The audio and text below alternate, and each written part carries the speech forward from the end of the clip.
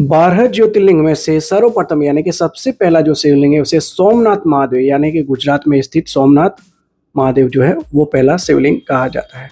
नमस्कार, मैं हूं जितेंद्र सोनी और आप देख रहे हैं यूट्यूब। तो दोस्तों, जैसा कि आप सभी ने टाइटल देखा उस हिसाब से आज हम बात करेंगे सोमनाथ महादेव जो कि प्रथम शिवलिंग है उसके इतिहास के बारे में। क्या इतिहास रहा है, मंदिर के बारे में जो है संपूर्ण जानकारी देंगे। चैनल पर नए हैं तो चैनल को भगवान सोमनाथ जी का नाम लेकर के सब्सक्राइब कर ले। तो चलिए शुरू करते हैं। सोमनाथ मंदिर भूमंडल में दक्षिण एशिया स्थित भारतवर्ष के पश्चिम छोर पर यानी कि गुजरात नामक प्रदेश में स्थित अत्यंत प्राचीन एवं ऐतिहासिक शिव मंदिर का नाम है। यह भारतीय इतिहास तथा चुनिंदा हिंदुओं के चुनिंदा और महत्वपूर्ण मंदिरों में से एक है। इसे आज भी भारत के 12 ज्योतिर्लिंगों में सर्वप्रथम स्थान यानी कि सर्वप्रथम ज्योतिर्लिंग के रूप में माना जाना जाता है। गुजरात के सौराष्ट्र क्षेत्र के वेरावल बंदरगाह में स्थित इस मंदिर के बारे में कहा जाता है कि इसका निर्माण स्वयं भगवान चंद्रदेव जी ने किया था, जिसका उल्लेख ऋग्वेद में भी स्पष्ट है। यह मंदिर हिंदू धर्म के उत्थान और पतन के इतिहास का प्रतीक रहा है। अत्यंत वैभवशाली होने के कारण इतिहास में कई बार यह मंदिर तोड़ा गया तथा पुनर्निर्मित भी किया गया।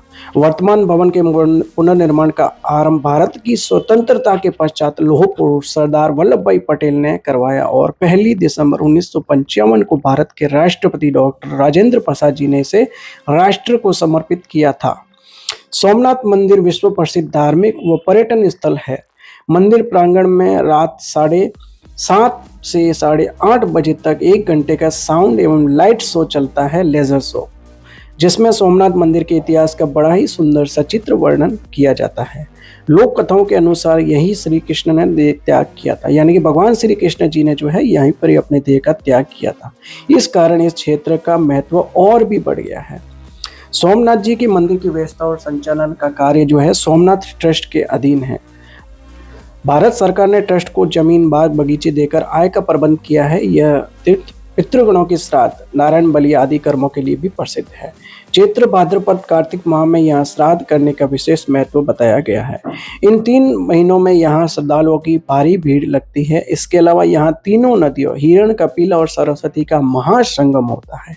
इस त्रिवेणी स्नान का जो महत्व है यानी कि इस त्रिवेणी स्नान का जो विशेष महत्व है, प्राचीन हिंदू धर्म ग्रंथों के अनुसार में बताए कथा के अनुसार सोम अर्थात चंद्र भगवान जो है, चंद्र ने दक्ष प्रजापति राजा की 27 कन्याओं से विवाह किया था, लेकिन उनमें से रोहिणी नामक अपनी पत्नी को अधिक प्यार व सम्मान दिया कर होते हुए अन्याय को देखकर क्रोध में आकर राजा दक्ष ने चंद्रदेव को शाप दे दिया कि अब से हर दिन तुम्हारा तेज, कांति, चमक क्षीण होता रहेगा। फलस्वरूप हर दूसरे दिन चंद्र का तेज घटने लगा। शाप से विचलित और दुखी सोम ने भगवान शिव की आराधना शुरू कर दी। अंततः शिव भगवान प्रसन्न हुए और सोमचंद्र के शाप का निवारण किया।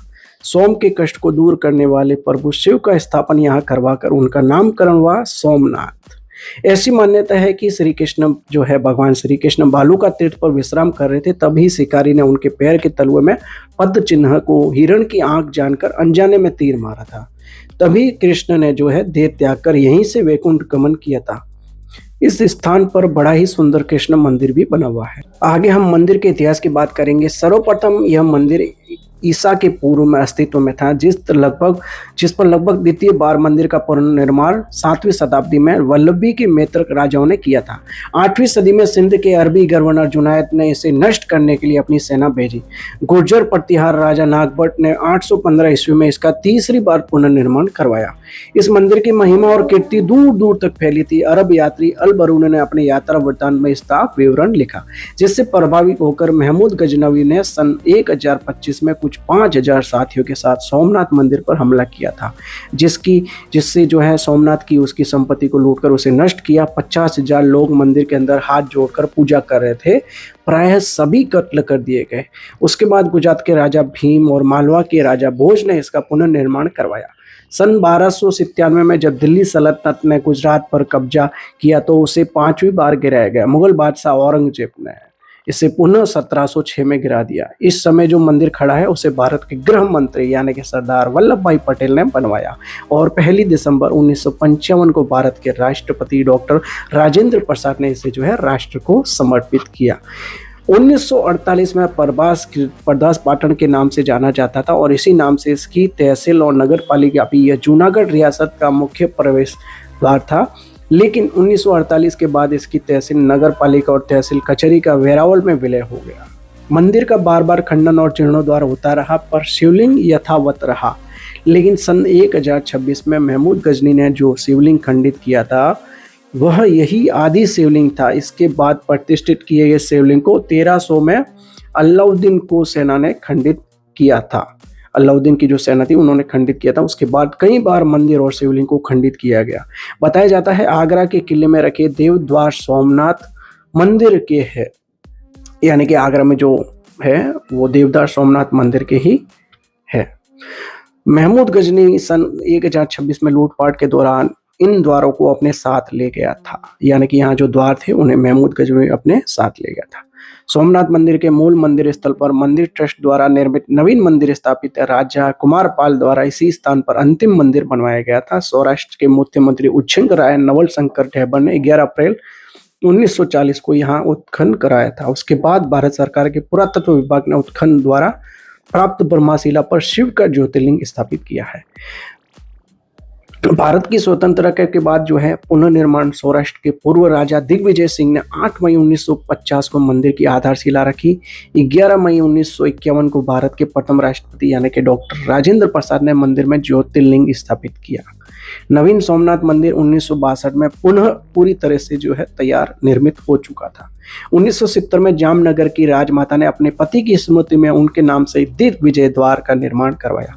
इस द्वार के पास राजमार्ग है और पूर्व गृह मंत्री सरदार वल्लभ भाई पटेल की प्रतिमा है। सोमनाथ मंदिर निर्माण में पटेल का बड़ा योगदान रहा है। मंदिर के दक्षिण में समुद्र के किनारे पर एक स्तंभ है, उसके ऊपर एक तीर रखकर संकेत किया गया है कि सोमनाथ मंदिर और दक्षिण ध्रुव के बीच में पृथ्वी का कोई भूभाग नहीं है।